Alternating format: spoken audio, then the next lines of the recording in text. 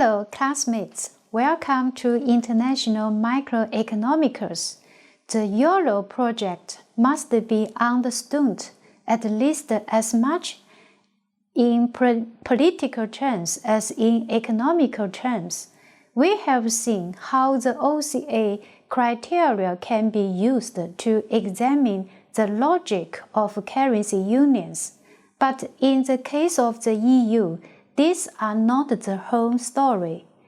Europe does not appear to satisfy the narrow definition of an OCA. In contrast, some of the most important criteria for the survival of the euro may relate to the non-OCA criteria that were included in the Maastricht Treaty. How well can the euro hold up in the future, even after the crisis? Both optimists and pessimistic. How well can the euro hold up in the future, even after the crisis? Both optimistic and pessimistic views persist. Today, we will learn section 7 of the chapter 10. Assessing the euro, we will focus on two questions: euro optimists and euro pessimists. First, euro optimists. For true optimists, the euro is already something of a success. It has functions in a perfectly adequate way and can be expected to become only more successful as time goes by. More countries are lining up to join the Eurozone. Even if there are costs in the short run, the argument goes, in the long run, the benefits will become clear. Optimists tend to suggest that the OCA criteria might be self-fulfilling. In the long run, they believe the euro will create more trade in the Eurozone. It may also create more labor and capital mobility. They downplay the risk that shocks will become more asymmetric, or at least think this will be outweighed by greater market integration. This will enhance the Eurozone claim to be an OCA. Since the euro is only a few years old, data are scarce, and these claims can be neither proved nor refuted decisively at present. Since the euro is only a few years old, data are scarce, and these claims can be neither proved nor refuted decisively at present. However, the little evidence we have suggests that although labor mobility has not changed much, goods and services trade in the Eurozone is rising, and that capital market integration has perhaps improved even more dramatically as measured by the increase in cross-border access cross-border asset trade and foreign directed investment flows in the Eurozone. Optimists also tend to believe that the ECB proved to be a strong, credible, independent central bank that can resist political interference or the temptation to print money for the sake of expedience. On paper, the ECB certainly has such characteristics. With a very high degree of independence compared with other central banks. Again, the costs of a common currency may be large in the short run, but as long as the ECB can deliver on its low inflation target, the optimists reckon it will in the end, command the respect of the people and the politicians of the Eurozone.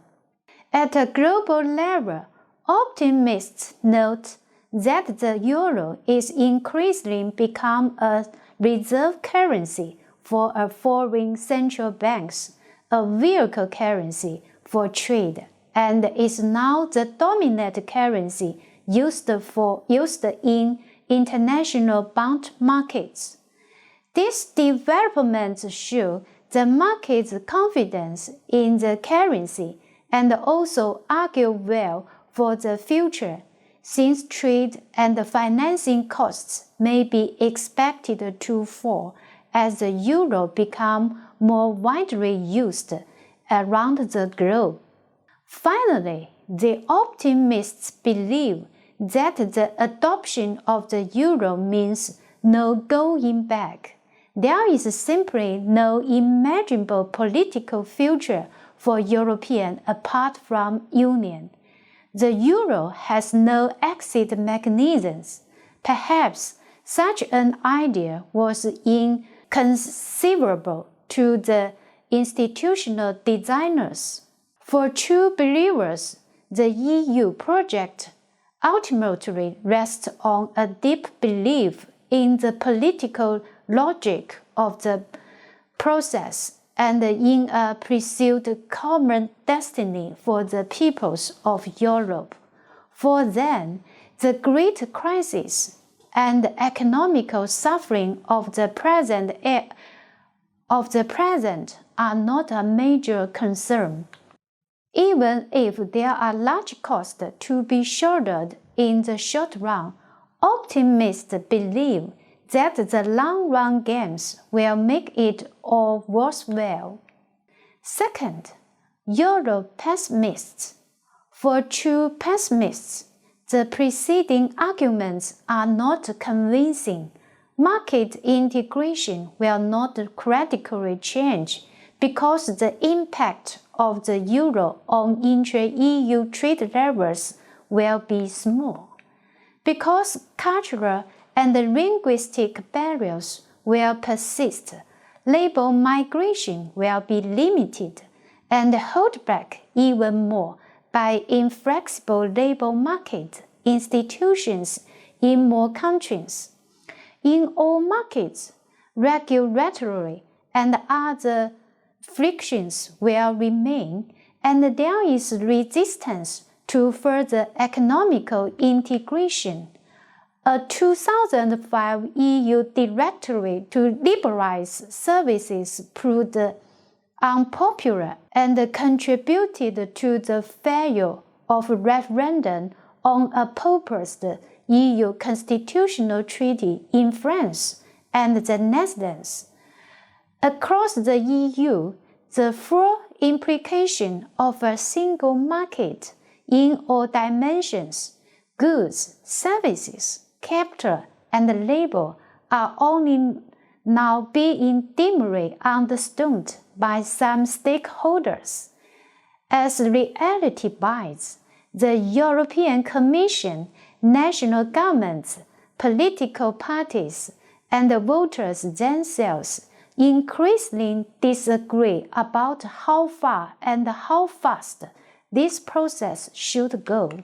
If integration stops for lack of political support, a key economical rationale for the euro unravels.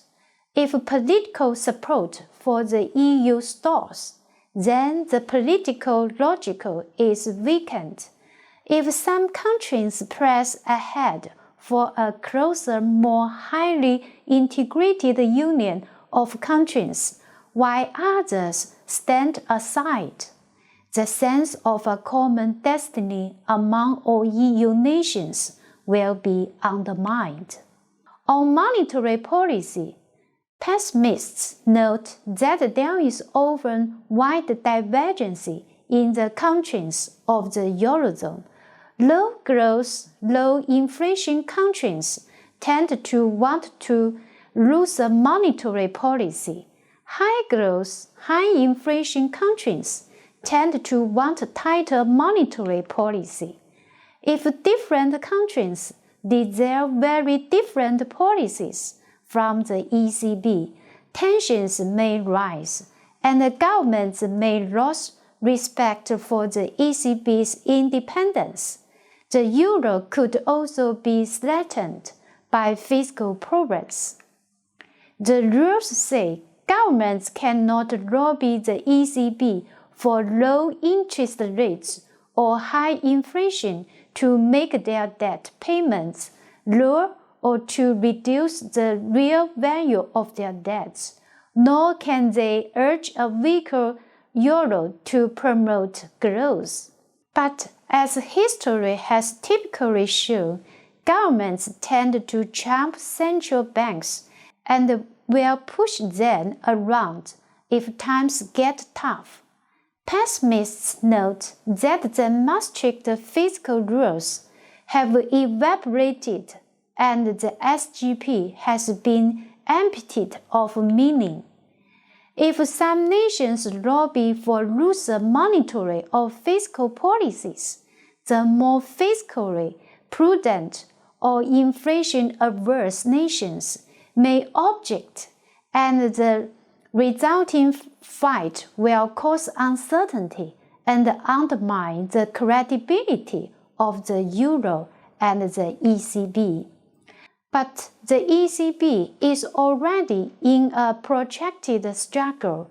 Prior to the crisis, the ECB was continually voicing its concerns about fiscal dangers. In November 2005, the ECB asserted its power to deny Eurozone banks the right to use government bonds as collateral if those bonds' credit rating fell too low. But after the 2008 crisis, the ECB caved in and continued to lend against the peripheral country government debt of declining quality to prevent a crisis. The ECB then joined in the fiscal rescue of May 2010 by pledging to fund part of the Troika's rescue program, thus stepping further away from its no bailout position. In 2012, the ECB said it would do whatever it takes to save the euro, launching the outright monetary transaction bond buying program. But this new approach was not fully approved until 2015, after long and drawn-out legal wrangling, especially in Germany, delayed its implementation. As the crisis drags on, pessimists see no end to the monetary and fiscal policy. Tensions inherent in trying to impose a monetary union on a region with too many economical, political, and cultural and linguistic differences. At best, even if the euro survives, pessimists believe the region will suffer slow growth and ongoing internal policy conflicts. The lack of a true banking union risks repeated financial and or default crises due to the severe bank doom loop. At worst, the tension could cause the breakup of the Eurozone into blocks or the reintroduction of the former national currencies. The shock of the Brexit shows that the European projects are not irreversible. All in all, the ground design of the EU and EZ projects look rather half-finished, leaving the future political and economical prospects uncertain. On the upside, the political dimension of the EU might yet carry the day in the long run, despite current setbacks. In the medium run, the OCA criteria might turn out better than one might think. And even if they do not in the short run, the Eurozone can still survive and function, a workable, albeit economically costly currency union.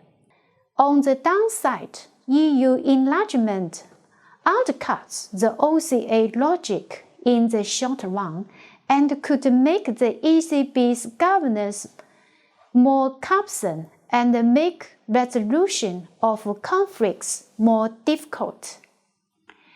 As the member states of the Eurozone cope with severe fiscal problems, there is a significant risk of a clash between the fiscal goals of the governments and the monetary goals of the ECB, and should the current crisis intensify, the project would be in uncharted waters. Thanks. That is all for Chapter 10. Thank you.